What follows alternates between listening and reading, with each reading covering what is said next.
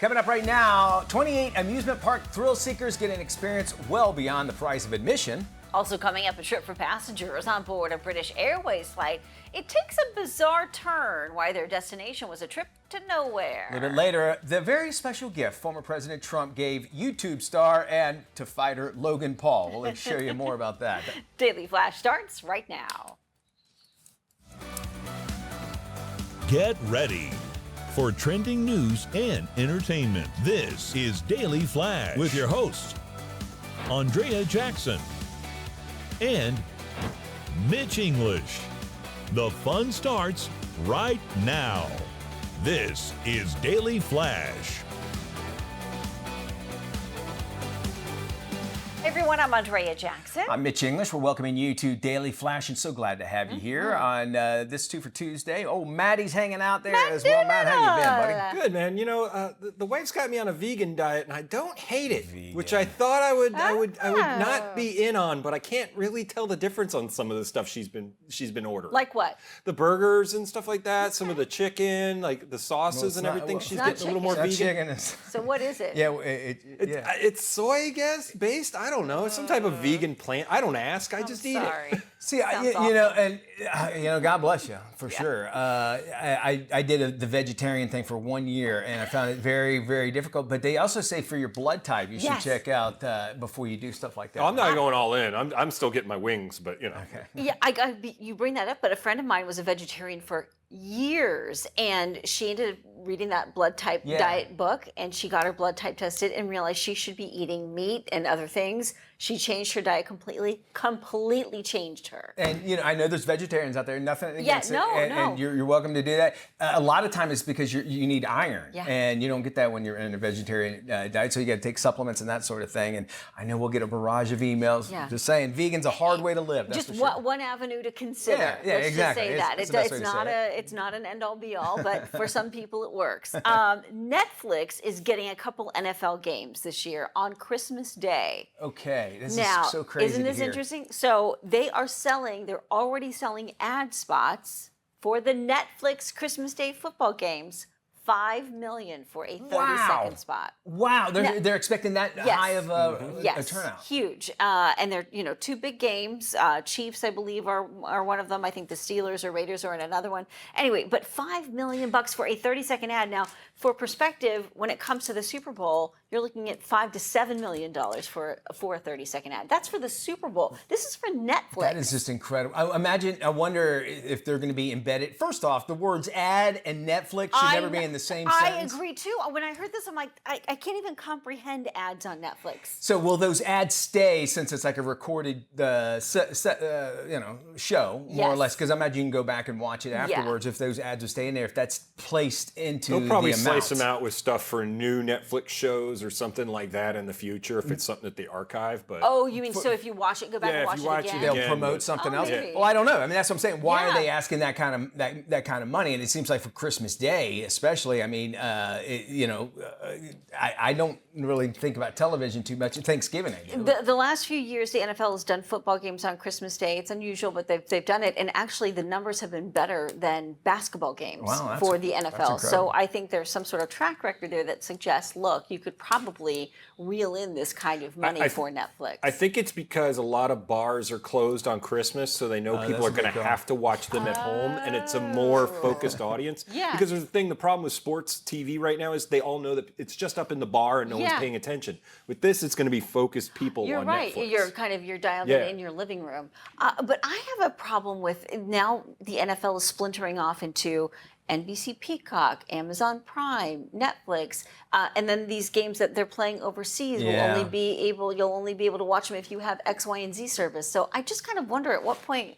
It's so fractured. It's becoming so fractured. To be able to find it, and even if you get, I know at least for Major League Sunday Ticket, my father-in-law has the MLB. He's a big Braves fan, and he's blacked out. And I go, well, just watch it on the MLB thing. He goes, no, won't let us watch it there either because it's blacked out. That's unfortunate to see that. But it's interesting to see. I know Prime had some great numbers with their Thursday Night Football. And YouTube now has the Sunday Ticket package, so you've got to go to YouTube if you want to buy that. You need a flow chart to keep track of all this stuff. And then you're paying for it, but then you're also paying then you're going to have to see ads as well. We'd love to know your thoughts on that. Go to our website, dailyflashshow.com. You can click on Sound Off. Tell us what you think.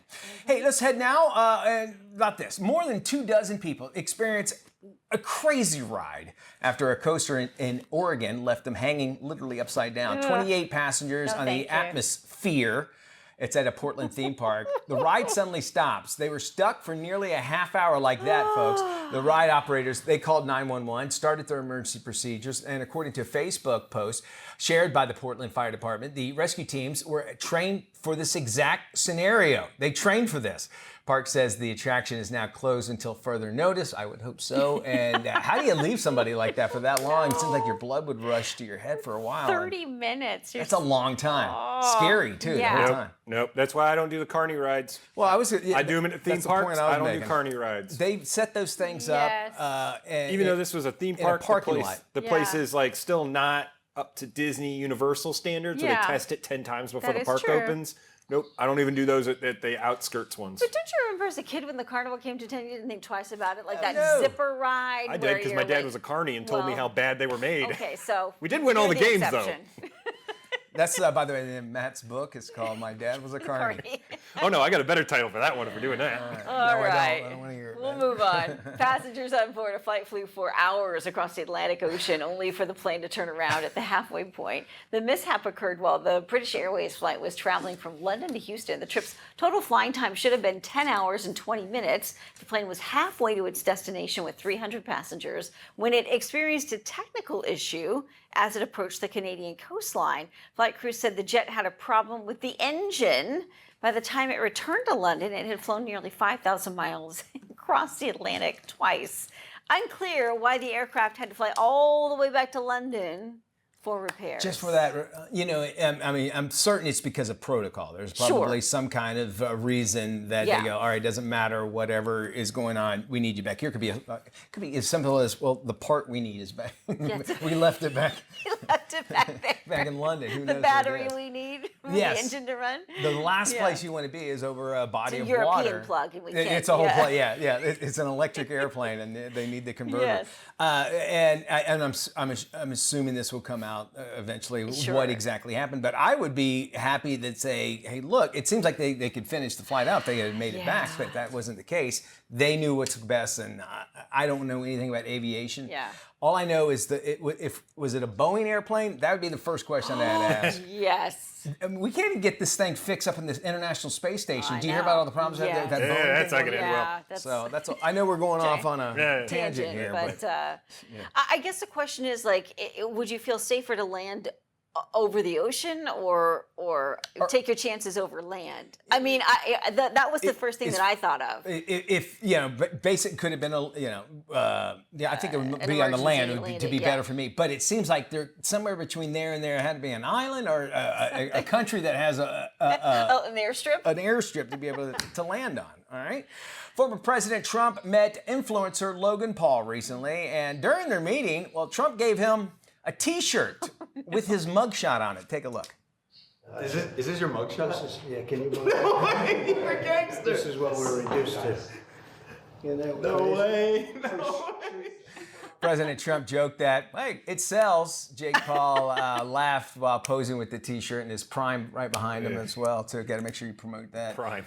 Here's something I got to tell you. Would you have thought, like, when influencers started coming out and more people coming out, like, just how influential they are. Now this guy could be fighting Mike Tyson and meeting Trump as well. So tell me how Jake Paul got his start. He was just on YouTube, Vine. right? He was one of those early Vine kids coming out of college. He was actually a collegiate, really good wrestler, but he started doing all these Vines, and his brother started doing them, Jake. But they weren't sports related stuff, were they? They were just, it was just goofy, goofy stuff, stunts and things, and then they just built the network. Yeah, he's just smart enough to build the network. Plus, his parents are very wealthy, and they were able to. He was kind of had a job, and he started a compound in LA where he brought all the influencers together, and that's how his kind of ramp up kept going. Doesn't that sound fun? A compound of influencers, Wouldn't it? It's like a nightmare. And not having to have a real job, it does pay off sometimes when you have a nice safety net like that. I was not aware. I mean, he's done really well in the WWE. I'll give him that He's way. got the Prime drink. He lives in Puerto Rico now. Like he's really built it up, and he just takes shots at these. He's even said he's willing to go interview Biden if they'll have him interviewed. Like he's willing to just whatever his face can get on, he'll do. Of course, he's an influencer. Yeah. He'll do whatever to get clicks. Go swim in worms. All right, he'll do it. People will watch it, right? I mean, it's everything that we try to do. Will he go on Fear Factor? He would do it. Oh yeah, if it's. I don't even think that show is on anymore. No. I don't think it would be a whole nother level. Yeah. Hey, you know what? He's got a following. People watch him. That's what they do, and we just talked about it. So mission accomplished there. We have more Flash, trending news, and entertainment coming up right around the corner. Don't go anywhere.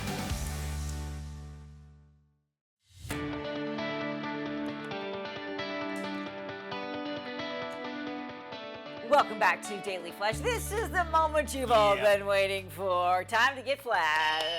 We dish out some hot topics that we will sound off on. We want you to join us in the conversation with your thoughts on our social media. You guys ready? We are ready. We have 15 seconds each, right? Yeah, to kind of about say our 15 seconds to part, and then respond. we Yep. kind of all talk after. Okay, first up, here's our first topic. A viewer asks if she should get flashed or not for changing the name of her daughter after a request from her sister-in-law. Okay. She says, my husband and I came up with a name for our daughter and told the family. Now, for months, no one said anything. Weeks after giving birth, my sister-in-law came to me and asked if we would change her name from Ember to something else. Turns out it was the name of her stillborn daughter. The viewer said no, she would not change it. Yeah. Was she wrong for not respecting her sister-in-law's request? Mitch, I'll start All right, with you. first off, listen, a name is a name. It goes with you for the rest of your life, Yeah. by all means. And a parent, that's one of the hardest decisions they have to make, is what they're going to call you. By all means, no, she should not have had to change it at all, even if, this is what they worked on. And the whole time she'll be thinking about that, as morbid as that sounds, and I'm sorry, as mean as it sounds, there's no way you can go around it. When that child is who that you've thought of to give that name, it has to be something that you'd be able to keep. Maddie. That is a hard no for me. Like my wife and I have already kind of picked out kids' names. If we get there, our first two, a boy or a girl, and we're not changing it no matter what anybody in the family says. Like my family's got some weird names, and none of us said anything, so we went with it. Plus, I mean, come on, the last name's Doolittle. The kid's gonna be stuck with that anyway. So the first name's gonna be fine, and then they're stuck with that one. So no, you're not changing it. I'm sorry. Is Dewey Doolittle an option? No, not an option at So all. your thoughts? I mean, if you think about it, is it disrespecting the parents' decision? I think if she hadn't said anything, if she hadn't sent out the card and said, hey, this is our plan, this is how we plan to name the child, then maybe at that point this person should have spoken up about it. That's a good point, yeah. I can understand it, and then it's kind of a family thing. It's like, why did you name your child this? It's sort of a stigma now, but I don't know why no one said anything to begin with. In the first place. Maybe like a middle name, too. Yeah, exactly. Next up, a viewer asks if she should get flashed or not for not allowing her fiance's best friend to come to their wedding. Now, there's a twist to this story, okay? So hold on to your seats. She says, I'm not inviting my fiance's best friend to our wedding because she pretends that I don't exist. To make matters worse, he's done nothing to address the situation. My fiance said he did not want to end his friendship with her or do anything to jeopardize it because he wonders what would happen if we broke up. Okay. This made me wonder if he would protect me as his wife since he wasn't making me a priority as his girlfriend / fiance. So who's in the right here? All right. Can I go first? Yeah. All right. First, okay. So my understanding. So his best friend is a girl. Yeah. All right. Well, then 100%. I mean, it sounds like they just had a study out a while back that most women have a backup plan. Yeah. They have somebody in their mind if they get divorced. Sounds like that's what this person is. If unfortunately, you have to walk away, and if they're as close as they are, that person would understand. Hey, look, my new wife doesn't want you at the wedding. Yeah. So if you're a good enough friend as you are, which obviously it's going to be stressed out in the first place, then don't oblige to it at all. Wow. Matt? I think you got to compromise. There were a few people on both sides of our lists when we did them where I'm like, does that one really have to come from her side? And on my side, she's like, does that one have to come? I don't know. Mitch might get a little sideways because does he need to come? Does this one? But I mean, we kind of both looked at it. It was like no ex-boyfriends or girlfriends, even if we are friends with them still, because I'm friends with a couple of my ex-girlfriends. Sure. And so it was kind of that like, okay, let's adhere to that type of thing. So I think you come to a common agreement. Yeah, really. and I think too, like, if you're marrying this person, she has to be your priority. No, not your best friend. Like, I get it. You've got to. Then if she's really your best friend, then maybe you're marrying the wrong person. Yeah, that's what I'm saying, because you're supposed to be marrying your best friend in the first place. Right, yeah, I just keep thinking of My Best Friend's Wedding with Julia Roberts. Last one here. A viewer asks if he should get flashed for purposely leaving his brother in the cold at family events. My brother is upset about being left out of family events and the siblings group chat. He also is being ignored at work, and some of his colleagues don't invite him out to events outside of work hours. I told him that he is essentially excluding himself and that his behavior is the reason why he's left off the invite list. Should he get flashed or bring his brother back into the fold? Mitch? All right. Well, I know I have 2 brothers, 2 sisters, and if we don't do this group chat or whatever. But if we did, it seems like you should do whatever you can, even if you know the answer is going to be no. You should still extend that out, because it could be a one time. He might be going through something. Is he has the invitation there, that it's always there. If you forget one time, you're going to forget every time, and then eventually, they say you didn't even want me there in the first place. Yes. So I think he should continue to invite him to come in. And matter of fact, that brother should be in, even if you don't comment. At least you know what's going on in your family, and not leaving out in the cold, and not going in, just at least saying, well, I can't make it because of, at least work a decent excuse into it. What if he's the kind of guy that doesn't comment with a couple of lines, but with paragraphs in text? Okay, well, then that's a different story. No, you got to let him say it. Okay, I mean, if you put him on that list, you know that's probably what you're going to get out of the deal. So, yeah, I can imagine that Matt, would be group a big chat, problem. no group chat. Well, I don't have any brothers or sisters, but I think you've got to be careful with, maybe he's got a background that they don't like inviting to stuff. Maybe he's too much of a drinker or something at some of these events, and they're like, hey, maybe we keep Tommy out of this one soiree we're having, because he gets a little screwy, but he's going to see it on Facebook or Instagram. Yeah. So I think that it's a family dynamic you got to be careful with there, because there's some people that we don't invite to some of our group stuff just because we're like, that one gets a little sideways. But if we're having a all-on party, then we will invite them. But it does say something about his personality if he's also sort of being excluded at work events and with coworkers. So there's something going on there. But does excluding him make matters worse? I think it would, but it will reassure whatever he's going through is real. And and if you're family, you're able to tell people generally how you feel about them, and maybe that's what. Hey, look, we want to invite you, but every time it seems like there's some kind of issue. What's going on? Every time you show up and you strip down. Why I don't get invited to much. If you want to sound off on these stories, all you have to do is head to our socials and tell us what you think. Head to our website. There's a sound off button right there, dailyflashshow.com. We got more. We're doing car smarts right around the corner. Hey, welcome back to Daily Flash. I'm Mitch English. In today's Car Smarts, Lauren Fix, the car coach, lets us know how your private information from your car can actually be handed right over to law enforcement. Automakers are giving up your data to the police. What happened to privacy? At least 8 car makers in the United States have admitted they would backtrack on a voluntary privacy agreement and turn over your personal customer data to the government and to the police, prompting calls for an investigation. Automotive News reports 19 car makers had voluntarily signed up for the Consumer Privacy Protection Principles in 2014. Standards which would require the U.S. government and agencies, including the police, to obtain a warrant or court order to access customer location data. However, 8 automakers misled customers about giving driver data to the police, and now U.S. automakers are raising questions about whether automakers can be held to account for departing from promises made about user privacy. So who is giving your information to others?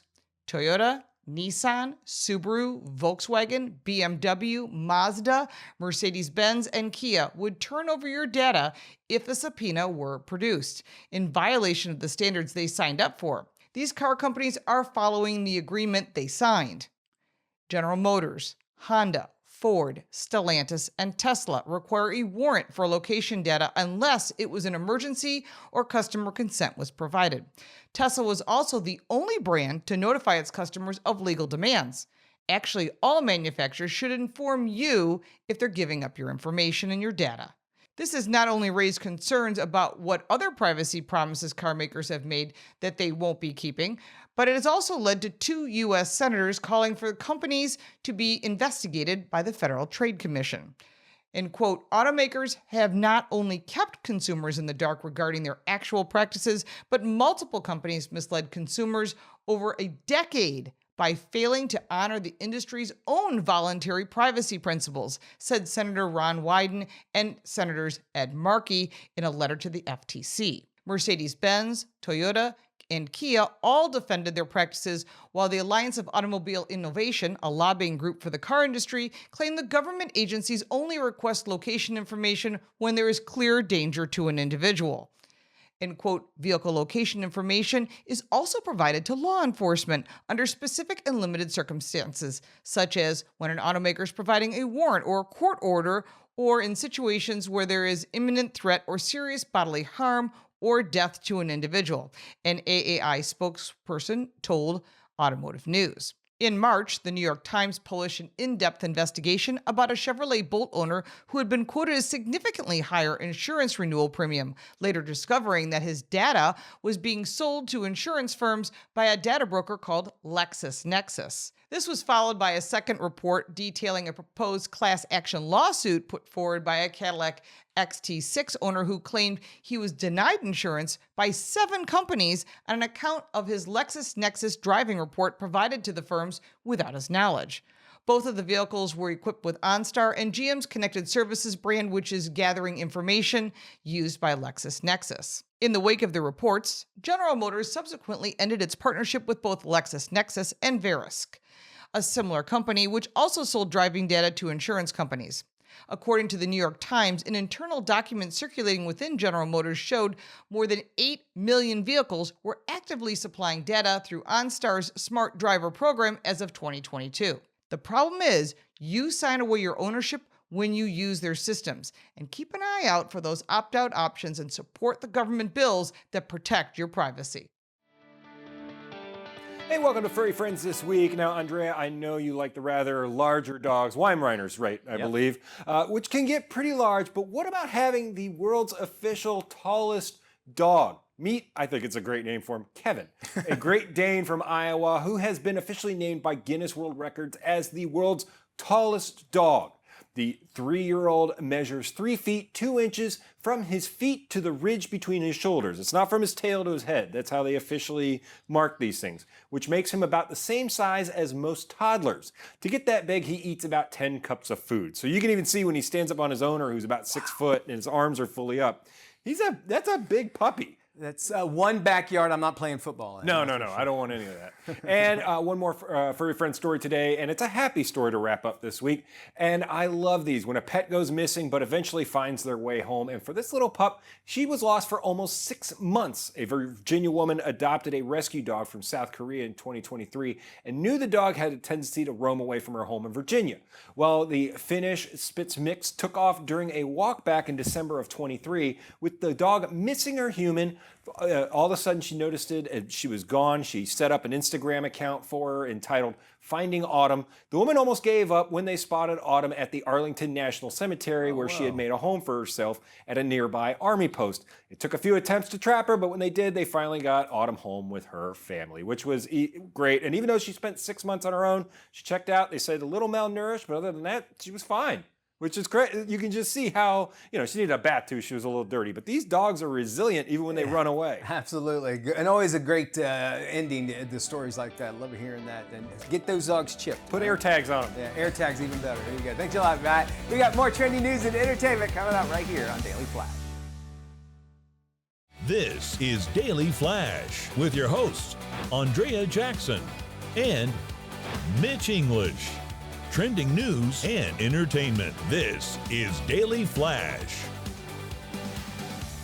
Hi, everybody. Mitch English here. Andrea Jackson. This is Daily Flash, your source for trending news and entertainment. I don't know if you heard about this story. This tow truck operator in Texas. That's hard to say. Tow truck operator in Texas. Okay. They were called out. Somebody was doing their morning walk, and they walked by a church, and they saw this 2000 Porsche Boxster sitting in this parking lot of Jehovah's Witnesses parking lot and everything, and they walked by and they happened to look at it, and it had this blanket, and on the top of the blanket you could see like hair coming out of it, and they were looking at it, and you could see some feet, at the bottom of it. They didn't know what to do. They called the police. Police came and they go, well, it's on private property. I'm not sure what we can do, but it looks like so they had to get a warrant altogether. Oh my God. So all this stuff started happening, and they went in, got the warrant, able to open up the Porsche Boxster that had been sitting there apparently for several days. So they open the door thinking absolute worst. They grab the blanket with the hair and everything, pull it out.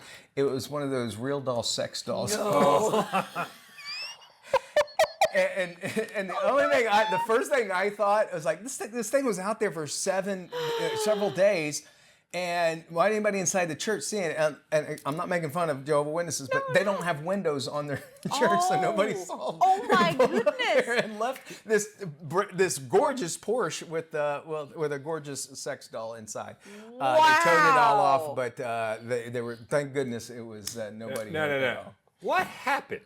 That's the question. The story behind that's a Netflix docuseries. How do you leave? First off, a Porsche. I mean, it's a 2000. Sure, it's 25 years old, but still. It's a classic now. And knowing, exactly. And knowing you have a sex doll in there, did you just forget? Where did I leave that thing at? Where did I leave my Porsche and my sex doll? Darn. And she had to have a cool name like Porsche.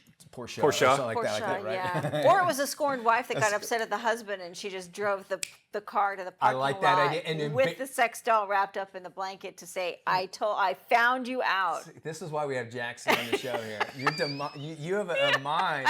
That is so far away from what I would have thought. That could be an ex-girlfriend or an ex-wife and kind of how move. can I embarrass this person the most? And then first off, wrap it up so people would be suspicious. And then second, put Jehovah's Witnesses parking lot. I love it. Okay, that's the story. Wait, what if they knocked up to the window? Hi, we'd like to talk to you about. Wait a minute. Here's a pamphlet. Here's a pamphlet. Right.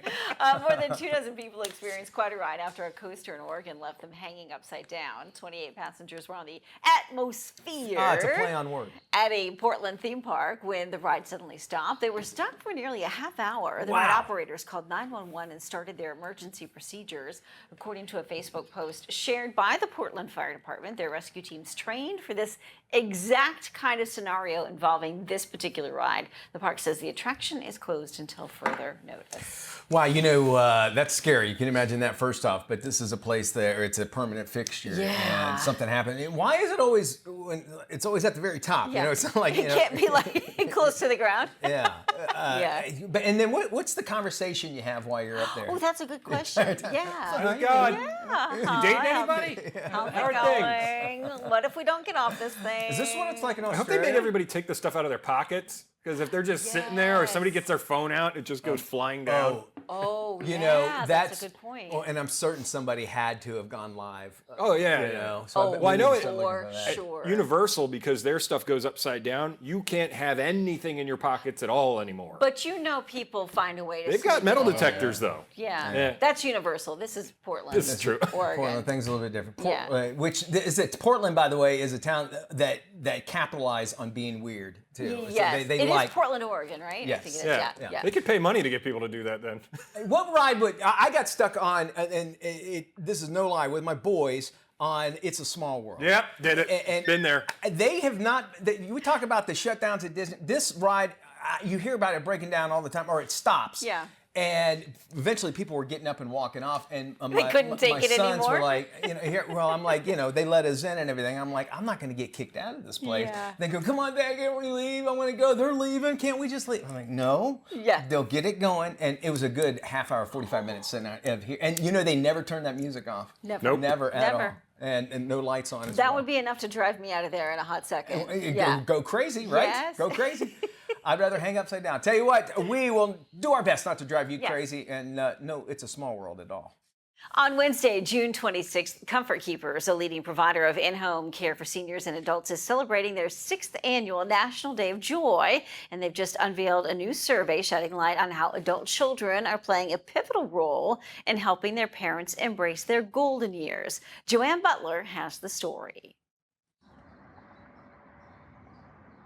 We all desire to know the secret to happiness and longevity. Well, a recent survey by Comfort Keepers, a company that operates more than 600 offices nationwide of caregivers who deliver uplifting support to seniors, found that a positive mindset about aging can help them thrive. And they're celebrating their 6th annual National Day of Joy to remind people that finding joy is important for maintaining physical and mental health, as well as improving overall well-being. The National Day of Joy is the last Wednesday in June every year, and this year it's on June 26th. And this year's theme is the power of positivity. Our brand promise is elevating the human spirit, and that is recognizing the importance of positivity, joy in all of our lives every single day. So as we're so busy, it's so important to stop and take a minute to think about, gosh, what is the thing that brings me joy, or how can I bring joy to somebody else? It helps us thrive at any age, especially as we get older, physically, mentally, and emotionally. The research shows that socialization, positivity, and joy can make a huge difference in our later years. Their annual survey asked adult sons and daughters about how they're helping their aging parents embrace aging with a positive mindset. They found that 3/4 of adult children say it's important to have a caregiver network to support their aging parents' physical, emotional, and social needs. The other stat that is so great is that half of these adult children tell us that their parent is their best friend. It just reinforces the importance of family and those emotional connections and those bonds, and how important it is to stay connected to our senior loved ones as they age. Comfort Keepers says it's not just about managing the challenges that come with aging, it's about embracing the possibilities and celebrating the positive changes that come with each passing day. Particularly as our parents become older, as we become much more focused on things like their safety and their health. But we don't always focus as much on just the joy in life and the happiness in life and making memories. And so it becomes really important to have those activities, whether it's sitting and watching a movie together, taking a joyride, having those in-person moments where we're bonding with our loved one, we're laughing, we're hugging, we're patting their back or patting their hand, we're sharing those memories together is so essential. We know that it helps release oxytocin, which is our love, trust, and bonding hormone, and that actually improves the health of both the older parent as well as the older daughter or son. For more information, visit comfortkeepers.com. They're also inviting you to share your Day of Joy activity on social media using hashtag National Day of Joy. All right. Well, hey, let me ask you a question. Should a country's government subsidize kebabs? That's actually the question rolling through Germany right now amid fears that the price of the popular meat dish could surpass $11. Rent and electricity costs for kebab shops, they're rising, pushing up prices for consumers. There's one political party there that has proposed using a state fund to actually cap the price of kebabs at $5 and $2.50 just for the kids. The meaty flatbread meal, one of Germany's de facto national dishes, currently averages around $8, all thanks to inflation. The cost of kebabs has actually become something of a running joke in German politics. More than 1 billion kebabs are eaten in Germany every single year. Now, this proposed subsidies could actually potentially cost taxpayers more than $4 billion to bring down the price of a kebab. Is it necessary? Well, I guess you gotta love your kebab if you're over there in Germany. You gotta love something. More Flash after this.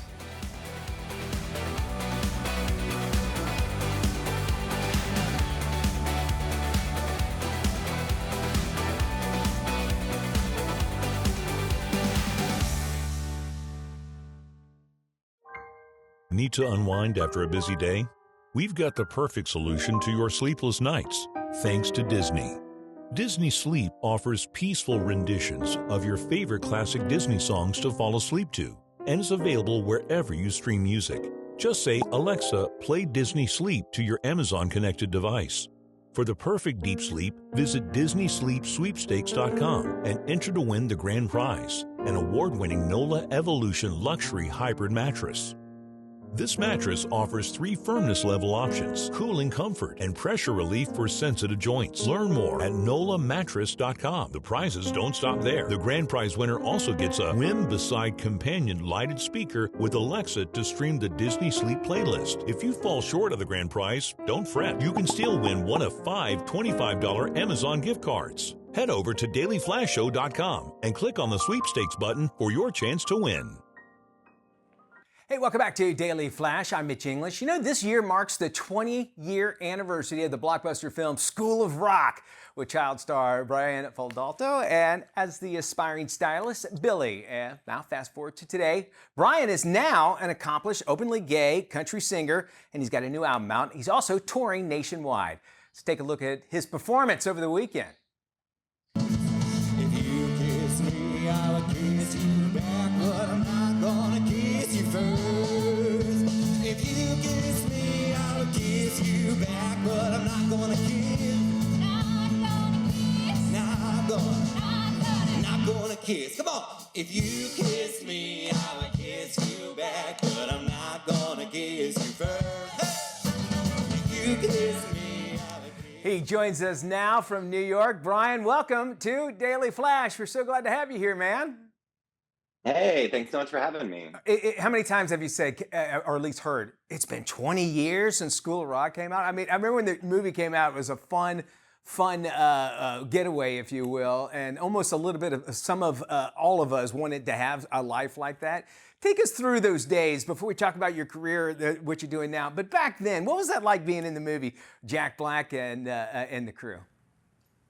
Oh, it was amazing. It was kind of like this unparalleled experience for an 11-year-old to be able to like be taken out of school and have this Hollywood experience. And then, yeah, I mean, I didn't know at the time, but to be talking about it 20 years later, I didn't know it was going to be such a cult classic. But I'm very grateful to have been in it and to be a part of it.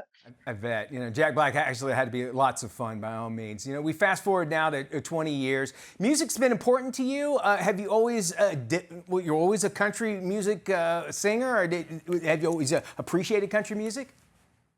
Yeah. Grew up on country music. Faith Hill was my first album. And then I think I graduated college and I worked at a country music radio station for 4 years. And that sort of really solidified my place in the genre, I feel like. And then I just started writing my own music, and that led to where I am now.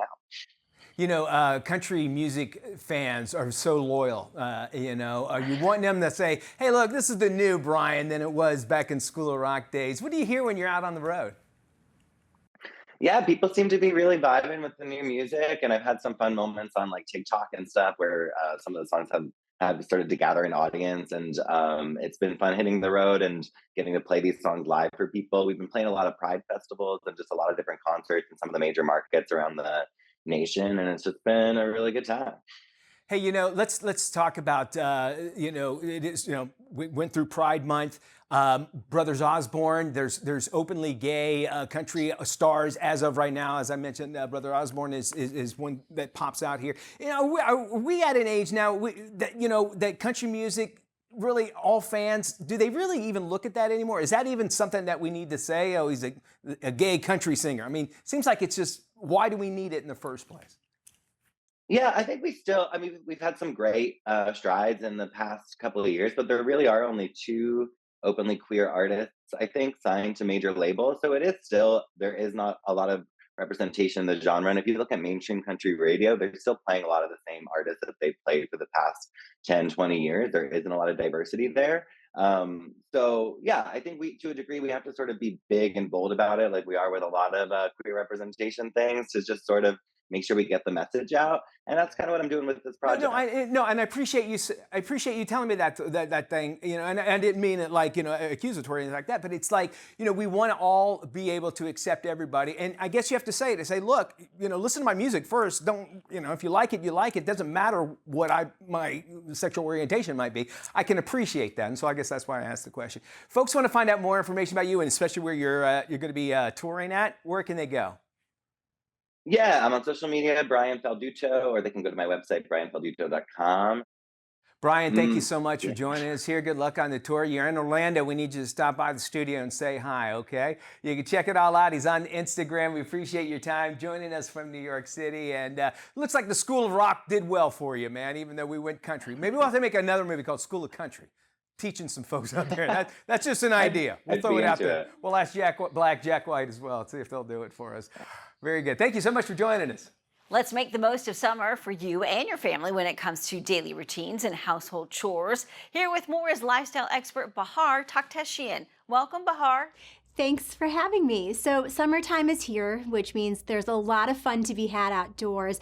But if you've got kids or if you're active yourself, you will notice that you're sweating a lot more. And a lot of times sweat can cause odor-causing bacteria to linger in your clothing, your socks, your jerseys, your undergarments, and that's no fun.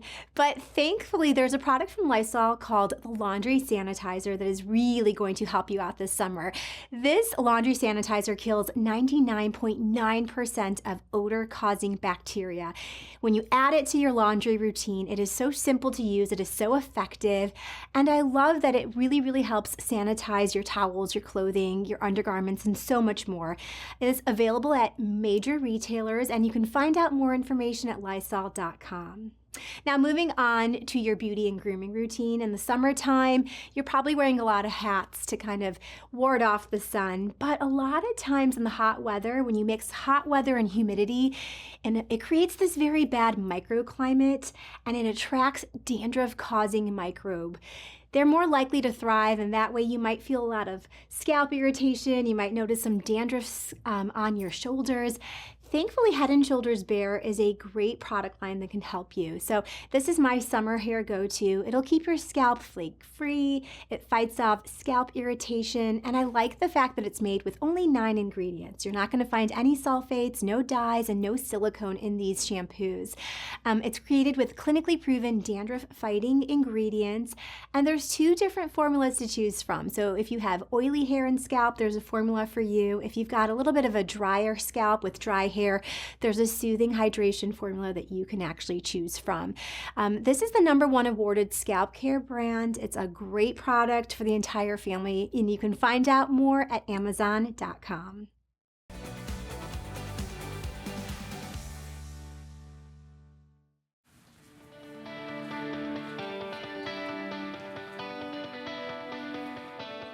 Welcome back to Daily Flash. A woman and a robot attempt to solve a mystery. This is today's must-watch series, Sunny. So, why Japan? Food, culture. It sounded perfect.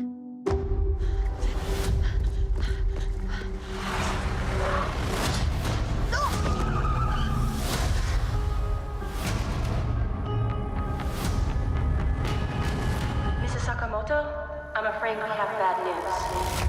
My family was in a plane crash. Things have been, weird. Can I help you? I have a gift. Hajimemashite, Suzy-san. I'm Sunny. Bring it in. Okay. Robots can be of great comfort. I don't want a robot. I hate robots. Sunny was created by your husband. I'm confused. Masa works in refrigerators. You are also laugh riot. What are you hiding from me? How much does Masa talk to you about what he does at Ematech? Maybe I could help figure this out. Did you really know my husband? I don't know. My first memory is meeting you. I heard about this, guide that helps you break into home bots. Suzy-san, they want something from you. 私はあの人の仕事を尊敬してたから。Sunny, right? Does it seem normal? Sunny? Are you okay? Don't you see, Suzy? I was programmed for you. I'm gonna find out what happened to my family. I know about trying to fight pain and mess. But do we have to do it alone?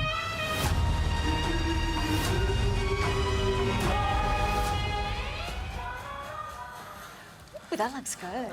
It did. It hooked me in, and then of course Rashida Jones there play that. So it looks like a little bit of humor in it, but looks fun. Yeah. Well, that does it for us today. It sure does. Thanks y'all for joining us. We'll see you again tomorrow. Head to our website, dailyflashshow.com. Bye bye.